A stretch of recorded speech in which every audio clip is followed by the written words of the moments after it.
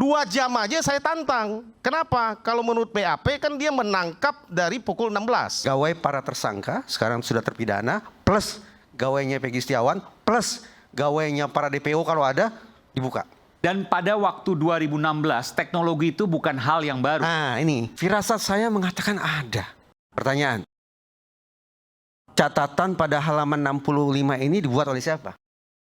Didapat dari mana? Dibuat siapa? Dibuat penyidik. Di bukti komunikasi elektronik yang ada di dalam berkas itu, ternyata bukan komunikasi elektronik seluruh tersangka.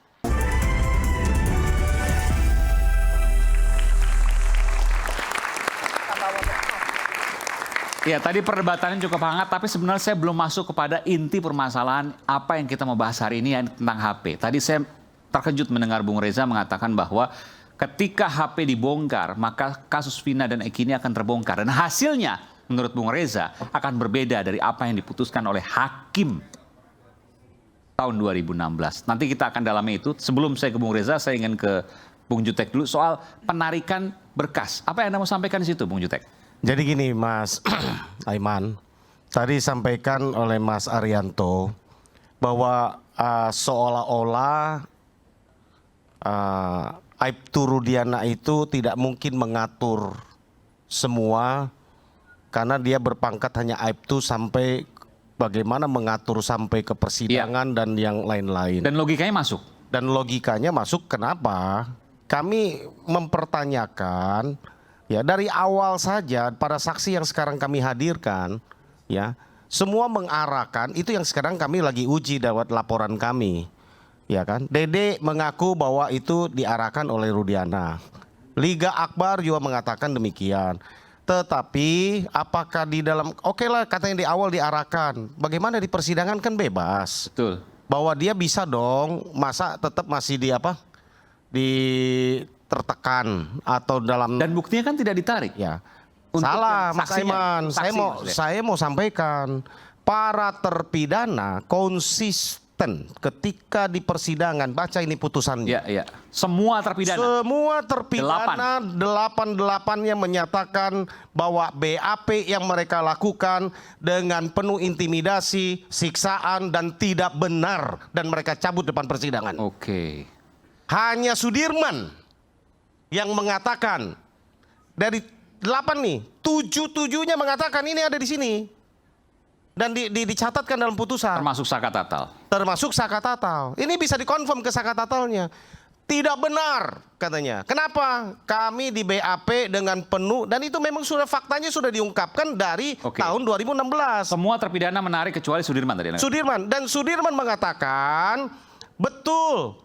Tapi saya mengarahkan sesuai dengan apa yang dituliskan di depan papan tulis. Oke, kalau yang saya mau tanya saksi, ada Liga Akbar, kemudian Dede, kenapa itu juga tidak menarik pernyataannya? Padahal kan dia disuruh. Itulah yang kami jadikan novum sekarang. Kalau saat itu Dede berkata seperti sekarang dan Liga Akbar berkata seperti sekarang, saya yakin jalan ceritanya pasti akan berbeda. Peristiwa ini oleh Aibtu Rudiana didengar adalah dari Aib dan Dede yang mengaku peristiwa itu ada.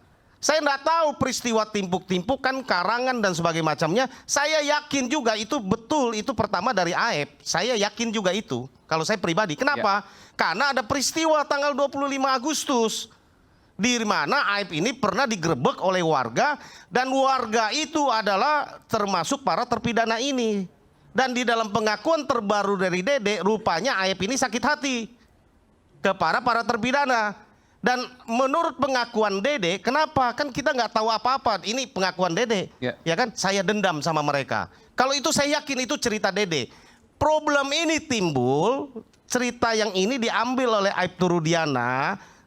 Pandangan saya ya, saya nggak tahu motifnya berikutnya sesudah penyelidikan ini berjalan dan mungkin ada dia lihat ini banyak kejanggalan. Kenapa terus dipaksakan? Ini yang menjadi tanda tanya besar buat kami. Padahal dari mulai penyidikan sampai kepada penuntutan sampai kepada sidang, kami temukan di atas 100 hal-hal yang menurut kami 100 lebih di atas dari 100 hal-hal yang menurut kami seharusnya kasus ini tidak boleh berlanjut. Misalnya, Ya, olah TKP dari mulai penyidikan lah kita bilang, yang tadi yang sudah dibahas. Ya, bagaimana mungkin bukan tangkap tangan hari yang sama, kalau tadi menurut pengakuan Aibtu Rudiana ke Mas Arianto, 15 menit. 2 jam aja saya tantang. Kenapa? Kalau menurut BAP kan dia menangkap dari pukul 16. 18.30 dia sudah membuat LP ya. ke Polres. Artinya 2,5 jam. Itu aja saya ragu. Kenapa? Nggak mungkin apalagi 15 menit. Bayangkan Mas Aiman, 15 menit dia bisa tahu di LP-nya itu di pukul 18.30, 11 nama, alamatnya di mana, kronologisnya gimana dan apa semua dia bisa lengkap. Ini salah satu bukti baru novum yang akan diajukan. Oh enggak, itu sudah ada di apa namanya di berkas. Itu LP-nya Rudiana. Jadi nggak mungkin kalau hanya 15 menit. Dan nggak mungkin 15 menit itu dengan sendirinya Ya, oke. para terpidana itu mengaku. Nah, ini kan logika yang nggak masuk akal menurut Anda kan? Betul. Ini kan bisa jadi bukti baru. Iya, itulah yang kita bilang keanehan-keanehan tadi kan Iya. gitu kan, kejanggalan. Lalu berdasarkan LP itu baru diterbitkan sprindik Iya. penyelidikan. Lalu bersamaan dikeluarkan surat penangkapan, baru naik lidik, kan gitu kan? Naik sidik. Ya, lalu lanjut terus baru tanggal 3 itu dilimpahkan ke Polda. Diawali dari proses yang sangat janggal. Hulunya ini. Itu kalau kita cerita baru tentang proses, Iya. belum cerita tentang TKP. Saya tadi membahas sedikit tentang Pak Susno. Saya kebetulan paham sedikit tentang di kepolisian, ya. Bagaimana mungkin hasil olah TKP itu saya tahu itu pasti detail. Arahnya dari mana, kecepatannya berapa, dan gambar itu pasti jelas sketsanya dan diolah sekeliling ada apa, penyebabnya apa, sesuai tidak dengan hasil pelihatan visum dari rumah sakit Gunung Jati itu, ya. Saya yakin bahwa itu pasti detail, ya kan? Nggak mungkin mereka akan berani menyampaikan bahwa itu kecelakaan tunggal kalau mereka menemukan banyak kejanggalan-kejanggalan yang dituduhkan. Contoh ya Mas ya, di dalam visum tidak pernah ada luka tusuk. Ya. Ya, tetapi di dalam dakwaan, di dalam putusan itu ada luka tusuk. Di mana ditusuknya? Ini Apa alatnya? apa alatnya? Alat buktinya nih yang mengarahkan bahwa klien kami ini pelakunya. Dan tidak pernah ada alat. Selain Tusuk kan kesaksian tajam Aib berarti ya? dan Dede, Mas Aiman, selain kesaksian Aib dan Dede, saya katakan tidak ada alat bukti kecuali visum yang menerangkan kematian. Jadi kalau di Apa? putusan ada luka tusuk, tapi tidak pernah ada senjata tajam yang dijadikan bukti. Ada dihadirkan itu ada mandau, ya, yang di dalam kronologis kejadian dikatakan ada samurai panjang, ada samurai pendek, lalu ada bambu. Ya kan? Tapi di persidangan itu dihadirkan itu barang buktinya mandau. Mandaunya pun tidak ada DNA, tidak ada berkas darah. Oke. Kan gitu. Itu banyak hal lah kita ceritakan, ya kita ceritakan mulai dari TKP yang tadi katakan 3 lokasi dan jadi kami pastikan ratusan, di atas 100 ya. Oke. Di atas 100 kejanggalan-kejanggalan yang kita patut pertanyakan. Oke. Apakah peristiwa itu ada apa tidak? Dan ratusan tadi, ya, lebih dari 100 tadi, itu sebenarnya bisa terungkap ketika ada isi telepon selular yang dibuka. Betul, Bung Reza? Iya, saya memandang demikian. Telepon selular siapa saja yang bisa dibuka dan kemudian menunjukkan bahwa ini akan terjadi ABC. Ini akan terjadi sebenarnya kejadiannya seperti ini. Anda bisa bayangkan supaya pemirsa juga mudah untuk membayangkannya. Gawai siapa saja yang harus dibuka begitu Betul. ya? Begini. Polda Jabar suatu ketika pernah mengatakan bahwa Peggy Setiawan adalah orang yang mengotaki pembunuhan berencana ini. Ya. Itu Polda Jabar. Berarti saya bayangkan kalau Peggy Setiawan adalah orang yang mengotaki, dia mastermind-nya, maka 8 orang plus 3 orang DPO, kalau kita anggap DPO itu ada, itu adalah kaki tangannya. Itu adalah eksekutornya. Sudah barang tentu, sekian banyak orang yang punya rencana untuk menghabisi orang lain, pasti akan berkomunikasi. Ya. Rencananya bagaimana, dimatangkannya bagaimana, eksekusinya seperti apa, dan seterusnya. Itu akan tergambar seandainya Mabes Polri mencari, menemukan, lalu membuka komunikasi elektronik para tersangka. Yang sekarang notabene sudah pembunuhan menjadi terpidana. berencana pasti ada perencanaan kan? Pasti ada perencanaan dan niscaya ada komunikasi yang mereka lakukan satu sama lain. Lewat HP. Lewat handphone itu. Entah itu percakapan, entah itu SMS, atau mungkin juga Messenger. Karena pada masa itu ada BlackBerry Messenger, tapi belum ada WhatsApp ya. Itu satu gawai para tersangka, sekarang sudah terpidana, plus gawainya Peggy Setiawan, plus gawainya para DPO kalau ada, dibuka. Dan pada waktu 2016, teknologi itu bukan hal yang baru. Nah ini, sebelum lebih lanjut Mas Aiman, saya perlu memberikan garis bawah terhadap sikap saya terhadap keterangan. Ini sebetulnya menjadi pijakan awal saya, mengapa saya betul-betul berharap bahwa Mabes Polri sekali lagi bisa mencari, menemukan, dan membuka bukti komunikasi elektronik itu. Anda yakin itu sebenarnya sudah ada? Firasat saya mengatakan ada. Kenapa? Kenapa? Satu, seingat saya pada tahun 2016 itu Mabes Polri dalam pengungkapan sekian banyak kasus sudah melakukan metode itu, yaitu membuka komunikasi elektronik. Antara lain pada pengungkapan kasus-kasus terorisme. Iya. Jadi kita teryakinkan betapa canggihnya teknologi yang dimiliki oleh Mabes Polri dan Polda Jabar sudah barang tentu pada tahun itu. Itu pemikiran saya yang pertama. Pemikiran saya yang kedua adalah dari berkas. Ini agak panjang ya.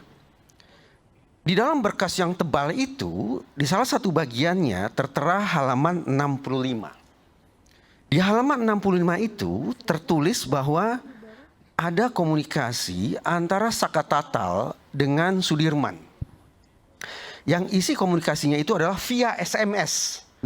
Bahwa Sudirman dan Saka Tatal berbincang tentang rencana pembunuhan tersebut. Pertanyaan. Catatan pada halaman 65 ini dibuat oleh siapa? Didapat dari mana? Dibuat siapa? Dibuat penyidik. Didapat dari mana? Kalau kita mau betul-betul mengandalkan bukti saintifik, maka isi halaman 65 tentang SMS yang konon dilakukan antara Sudirman dengan Saka Tatal itu harus bersumber dari bukti komunikasi elektronik yang dibuka oleh penyidik. Bukan konon, bukan katanya, bukan pengakuan, bukan keterangan. Karena sekali lagi saya skeptis terhadap kualitas keterangan. Oleh karena itu saya memilih untuk mencari di mana gerangan bukti komunikasi elektronik yang menjadi dasar bagi penyidik untuk menulis di halaman 65 bahwa sudah terjadi komunikasi seolah-olah via SMS antara Sudirman dengan Saka Tatal terkait dengan rencana pembunuhan. Dan jawabannya adalah? Ternyata tidak ada. Tidak ada? Tidak ada bukti komunikasi elektronik itu. Itu tertera dari mana tuh? Nah ini saya lanjut ya. Oke, silakan. Yang ada adalah cukup tebal juga sejumlah halaman tentang sebutlah bukti komunikasi elektronik yang isinya ada dua hal. Satu, data-data teknis yang hanya bisa dibaca oleh orang IT. Saya tidak sampai ke sana. Itu bukan urusannya psikologi. Urusannya psikologi forensik adalah mencari komunikasi satu sama lain, isinya seperti apa, lalu kita buat tafsiran. Apakah ini merupakan komunikasi yang mengindikasikan rencana pembunuhan? Ternyata dari sebagian berkas itu tidak ada satupun komunikasi yang bersangkut paut dengan rencana pembunuhan. Jadi dari mana dasar penulisan atau pencatatan di halaman 65? Tampaknya hanya mengandalkan pada keterangan. Wajar kalau saya ragu terhadap keakuratan catatan pada halaman 65 itu. Boleh jadi catatan di halaman 65 itu diperoleh oleh penyidik karena adanya intimidasi terhadap terperiksa. Terperiksa yang bercerita. Coba katakan, coba akui dengan cara-cara yang mungkin mengandalkan intimidasi, atau iming-iming, atau deception alias tipu muslihat. Sampai keluar pernyataan bahwa SMS antara Sudirman dengan Saka Tatal terkait rencana pembunuhan. Jadi ringkasnya, isi halaman 65 tersebut hanya konon. Tidak ada yang dasarnya. Tidak didukung oleh bukti komunikasi elektronik forensik. Sebentar, itu di putusan? Ada dalam berkas. Berkas. Ada dalam berkas, Mas. Jadi BAP. dalam berkas itu, ya dalam berkas yang kita dapat dari pengadilan, percakapannya itu ternyata percakapan pacar antara terpidana dengan pacarnya. Dan disebutkan lewat SMS? Di dalam bukti transkrip percakapannya ada, Ya. cuma lagi apa sayang, sholat dulu ya. Cuma itu percakapannya. Itu yang saya katakan tidak Tapi ada. tidak pernah dibuka, itu dari SMS, tapi dari SMS mana dan lain sebagainya, buktinya apa tidak pernah dibuka? Di bukti komunikasi elektronik yang ada di dalam berkas itu ternyata bukan komunikasi elektronik seluruh tersangka. Jadi hanya sebagian kecil saja.